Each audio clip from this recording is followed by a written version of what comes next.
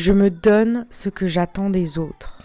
C'est mon exercice d'introspection du jour et celui-ci m'a vraiment amené à me questionner sur qu'est-ce que j'attends des autres et qu'est-ce que je peux me donner moi-même et du coup que j'ai pas besoin d'attendre des autres.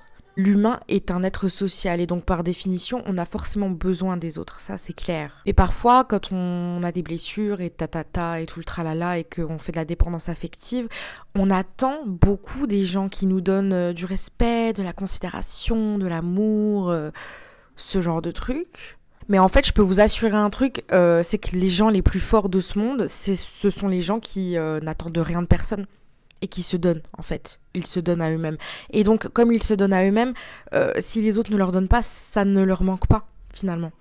Quelqu'un t'a fait du mal, t'a blessé, t'a fait un coup dans le dos, bref, ce que tu veux. Logiquement, t'attendrais de cette personne du respect, des excuses, de la considération. Et tu vois, en fait, finalement, plus tu vas te donner à toi-même, et plus les gens, naturellement, vont vouloir te donner aussi. C'est comme ça que ça marche.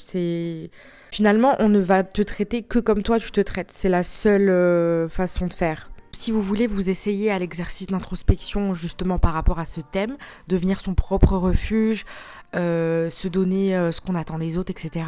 Je vous conseille de le faire, il est vraiment très bien. Donc l'idée, c'est de noter une chose que tu aurais aimé recevoir récemment, une excuse, un compliment, tout ce que tu veux, tout ce que tu aurais aimé recevoir récemment de quelqu'un.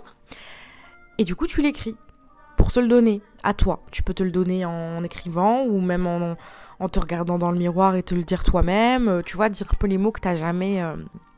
les mots que t'as pas entendus et que t'aurais aimé entendre. Alors, faut savoir, juste pour la petite histoire, que en développement personnel, si l'écriture est un exercice autant recommandé, c'est parce qu'en fait, le cerveau ne fait pas la différence.